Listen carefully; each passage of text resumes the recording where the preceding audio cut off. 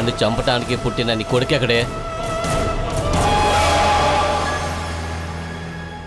నువ్వు నీ కొడుకు నన్ను చంపటానికి ప్రయత్నించారని నేను పోలీసులకి కంప్లైంట్ ఇవ్వండి. పోలీస్ స్టేషన్ చుట్టూ తిరగటం ఇష్టం లేక ఇక మీట నీకు మాకు ఏ సంబంధం లేదని నేను నిర్ణయించుకున్నాను. నాకు ప్రయోజనం లేని వాళ్ళని నెత్తికెక్కించుకుంటూ నాకు ఇష్టం లేదు. ఈ నెల 30వ తారీఖు తర్వాత నువ్వు నీ పిల్లలు ఈ ఇంట్లో కనిపించకూడదు. ఇంట్లో నుంచి వెళ్ళిపోండి. కష్టమే. అవునే, నాకు కష్టమే. అందుకే నిన్ను వెళ్ళిపోమంటున్నాను. మన అగ్రిమెంట్ ప్రకారం డిసెంబర్ 31 వరకు నేను ఇక్కడ ఉండగలను. అంతవరకు మమ్మల్ని ఇక్కడి నుంచి పంపించడం మీ వల్ల కాదు. నన్ను చంపడానికి ప్రయత్నించారు, రూల్స్ మాట్లాడుతున్నావా? అది సరిగా కట్టిన వాళ్ళని బయటికి కట్టేసే హక్కు మాకుంది. ఈ నెలే ఖాళీ చేయాలి, లేదా నేనే కట్టేస్తాను. అంత ధైర్యం ఉంటే బయటికి తోయండి. అద్దె డబ్బులు ఇవ్వాలి. ఇవ్వనని చెప్పలేదుగా, ఇస్తాను. అగ్రిమెంట్ ప్రకారం నేను ఇక్కడ ఉండగలను. ఆ తర్వాత నాకు ఇక్కడే ఉండాలనిపిస్తే కోర్టుకి వెళతాను.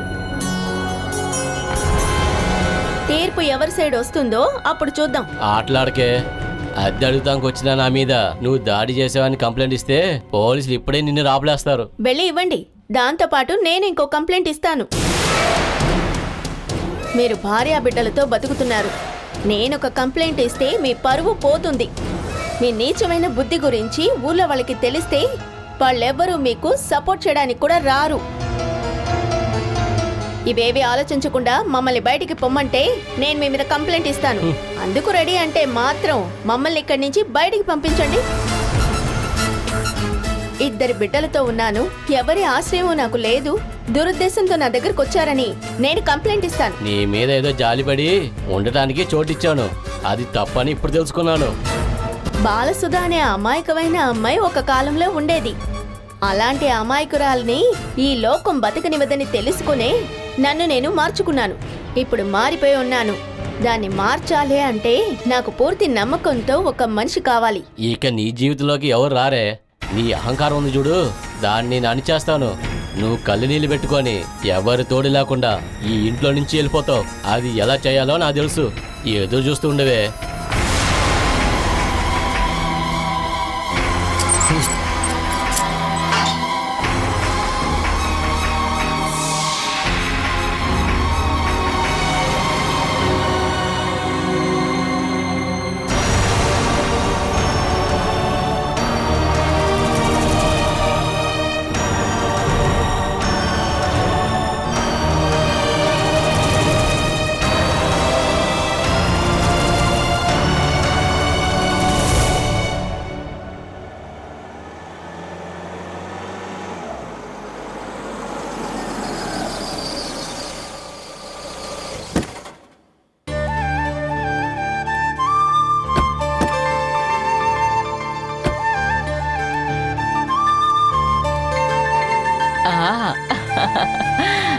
బండొచ్చిన శబ్దం వినిపించింది, కానీ మీరొచ్చారనుకోలేదు.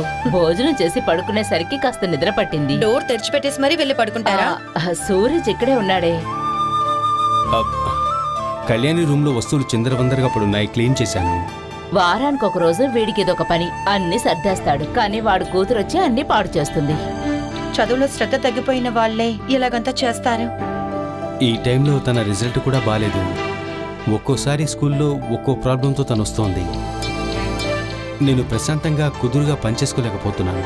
అన్నోన్ నెంబర్ నుంచి కాల్ వస్తేనే భయంగా ఉంది. ఎవరైనా పేరెంట్స్ అయింటారా అని. అమ్మ లేదనే బిడ్డ అని నువ్వు చూసి చూసి బుజ్జగించి తన్ని బాగా పాడు చేసావన్నయ్య. తన నేను తప్ప ఇంకెవరు చూసుకుంటారు చెప్పు?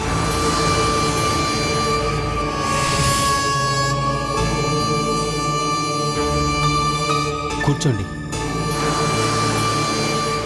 కళ్యాణిని చూసుకోవడానికి మనుషుని ఏర్పాటు చేస్తే సరిపోదు. ఇంట్లో ఉంటే తను అలాగే చేస్తుంది. మిగతా విషయాలన్నిటికీ వేరెవ్వరు అక్కర్లేదు. కళ్యాణి చదువులో శ్రద్ధ చూపించే వాళ్ళు ఎవరైనా ఒకళ్ళుంటే చాలు. ఇది వరకట్లాగా ఇప్పుడెవరూ ట్యూషన్ ఇంటికి వచ్చి చెప్పట్లేదమ్మా. కళ్యాణిని అర్థం చేసుకోవడానికి అంగీకరించే వ్యక్తిని వెతకాలి, కానీ అందుకు నువ్వే ఒప్పుకోవాలి.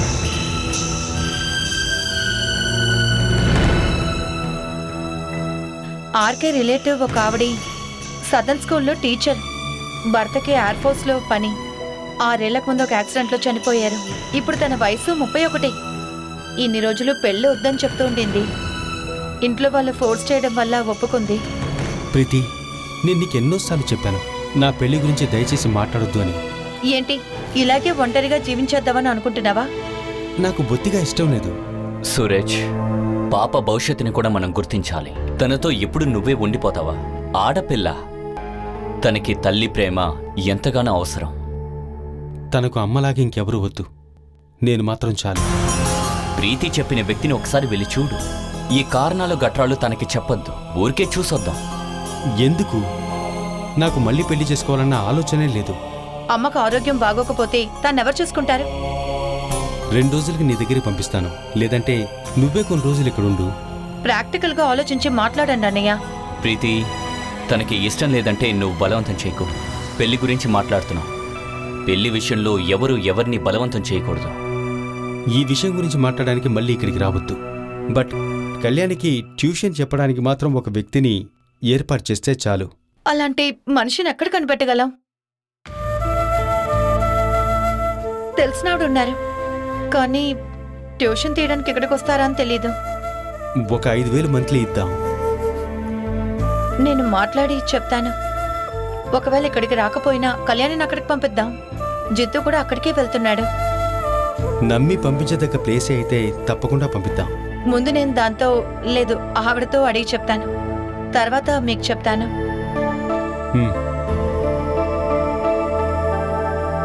అక్కడ చేరిస్తే కళ్యాణికి ఏ లోటు రాకుండా బాగా చూసుకుంటుంది.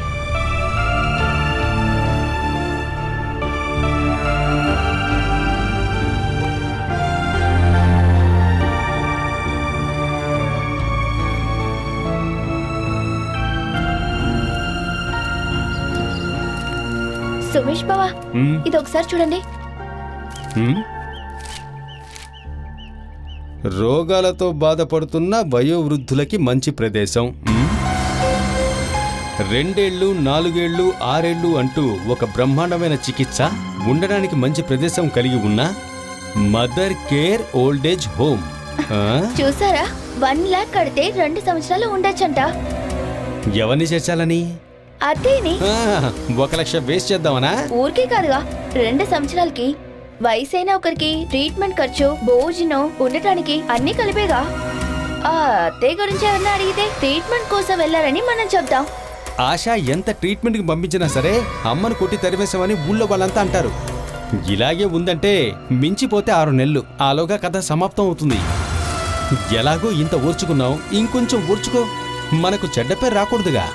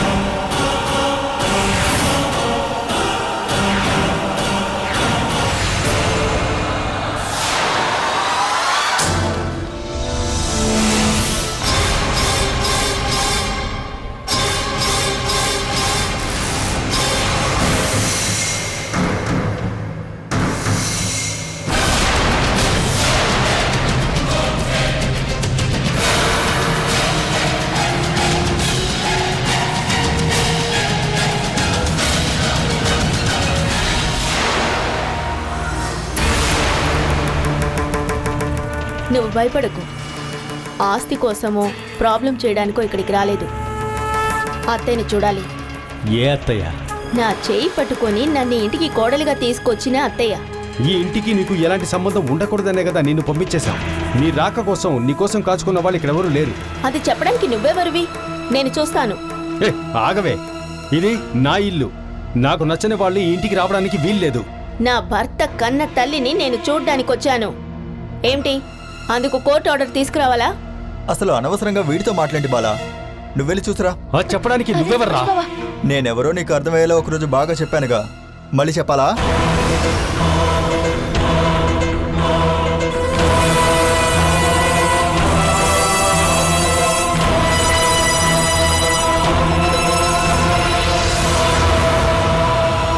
బాలా వచ్చింది తన భర్త వాళ్ళ అమ్మగారిని చూడడానికి చూస్తుంది. చూడనివ్వకూడదని నువ్వు అనుకుంటే ఆపరా, ఆపో. రే నిన్ను! బాలాకు అమ్మని చూడనివ్వండి.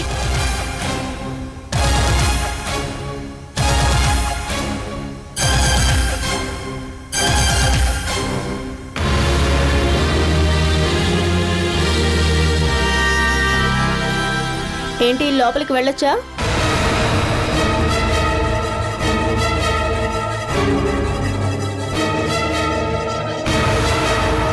నువ్వేమైనా చెప్పాలనుకుంటే ఈయనతో చెప్పు. ఎన్ని సంవత్సరాలైంది, అయినా ఎందుకురా ఇలాగే ఉన్నారు? అంతలా హింసించిన అత్తయ్య గారు మంచం మీద పడి ఉన్నారని తెలియగానే వచ్చి చూడాలి అనుకునే బాల యొక్క మంచి మనసుందే, అందులో 10లో 1 వంతు నీకున్నా ఒక మంచి కొడుకుగా ఉండేవాడివి.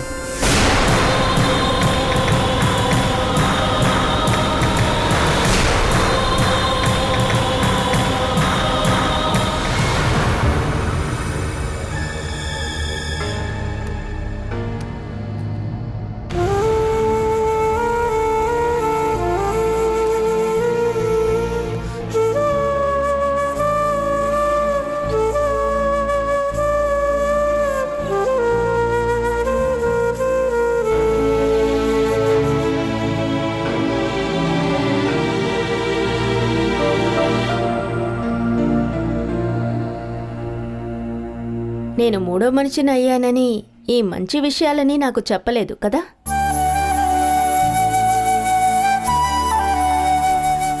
అనిల్ అక్కయ్య చెప్పడం వల్ల నాకు తెలుసులే. అందర్నీ పిలిచి బర్త్డే జరిపించావు. నీకు మీ అమ్మా నాన్నలకి గొడవలు లేవు. మిమ్మల్ని పిలవాలనుకున్నానక్క, కానీ ఆయనకి తెలిస్తే. సొంత తమ్ముడు పెళ్లికే పిలవలేదు, పెళ్ళయ్యాకే నాకు తెలిసింది. వాళ్ళ పెళ్లి గురించి అమ్మ నన్ను పిలిచింది. ఇక్కడే చాలా సమస్యలున్నాయి కాబట్టి అక్కడికి వెళ్ళలేదు. మా అమ్మా నాన్నల్ని కలిసి 2 ఏళ్ళు అయ్యింది తెలుసా? అందరూ నా మీద కోపంగా ఉన్నారనుకుంటున్నాను. నేను పాపను ఎత్తుకోనా? రామ్మా.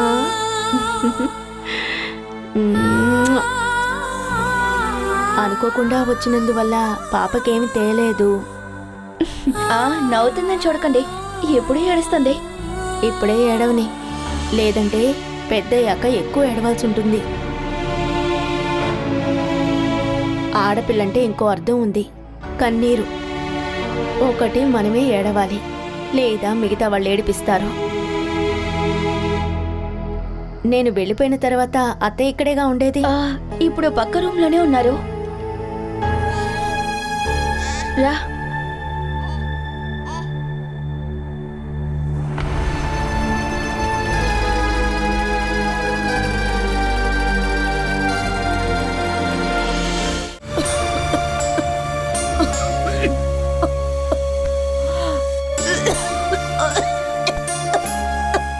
సుమేష్, సతీష్, నన్ను హాస్పిటల్కి తీసుకెళ్ళండ్రా. నేను చచ్చిపోయేలా ఉన్నాను రా. అయ్యో,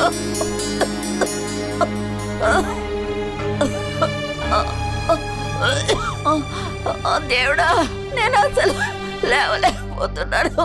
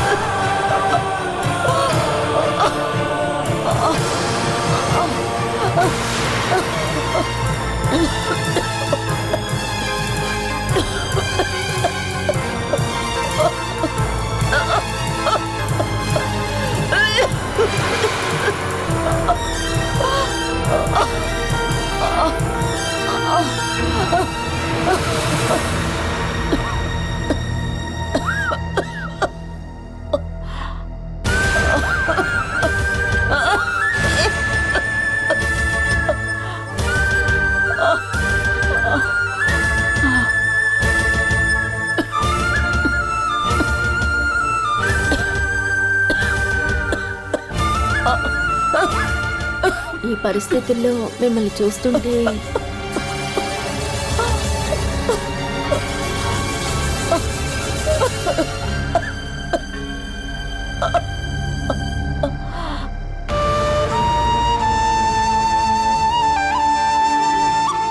నీ సొంత తల్లై ఉంటే ఇలాగే చేసేదానివా?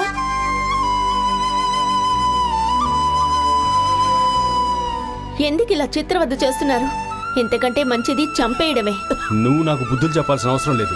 అత్తయ్యని కళ్ళారా చూసుకున్నావు కదా, ఇక బయలుదేరు. ఎలా బతికేవారు మీ అమ్మ? ఆవిడిలా పడుందని నీకు అసలు బాధగా లేదా? ఇక్కడ ఉన్న వాళ్ళు ఎలా ఉండాలో నువ్వు చెప్పాల్సిన అవసరం లేదు. ముందు కనిచి వెళ్ళు. ఇలా ఉండడం చూసి నేను వెళ్ళలేను. ఆ ఆటో వాడున్నాడన్న ధైర్యంతో మాట్లాడకు. మెడ పట్టి బయటికి గెంటేస్తాను. హలో, బాలాకి ఎటువంటి సమస్య లేకుండా తీసుకువెళ్ళి దింపడం నా బాధ్యత.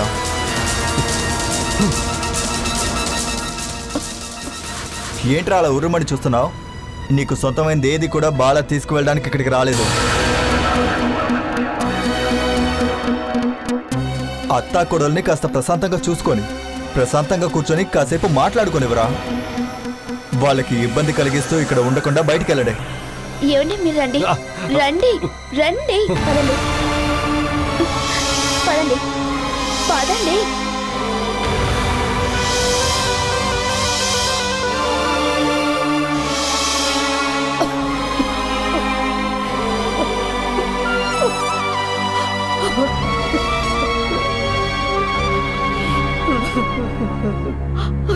వేణు ఉంటుంటే నాకు ఈ పరిస్థితి వచ్చేది కాదమ్మా.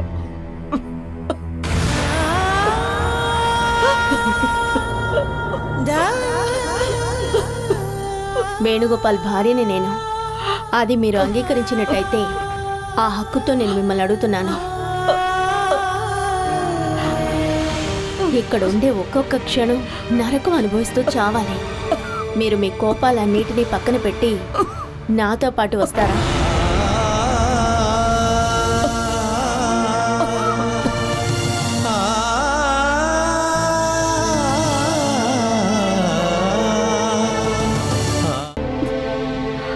జాగ్రత్తగా ఎక్కండి.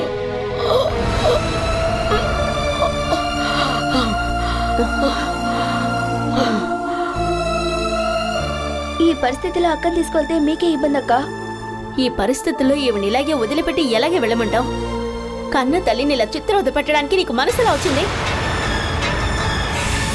ఇక నీకు తల్లంటూ లేదు. వెళదాం. రేయ్, మళ్ళీ మొదలు పెట్టావా? అసలు నీ సమస్య ఏంట్రా సుమేశు? తప్పుకో, మేము ఇక్కడి నుంచి వెళ్ళాలి. ఏ నమ్మకంతో నీతో అమ్మను పంపించాలి? నీకేం నమ్మకం కావాలి? నాతో రావడానికి ఆవిడ ఒప్పుకున్నారు, అందుకే తీసుకెళ్తున్నాను. మా అమ్మని ఎక్కడికి తీసుకెళ్తున్నావే? మీ అమ్మ ఏమిటి సడన్ గా ప్రేమ? ఇది మీ అమ్మ అన్న జ్ఞాపకం నీకుండుంటే ఆవిడికి పరిస్థితి వచ్చేదా? బాలాక పెంచిన కుక్క తినకుండా పడుకున్నా కూడా ఏమైందో అని భయపడతాం. ఇది మనిషి ప్రాణమే, కాస్త కూడా బాధ్యత లేదా?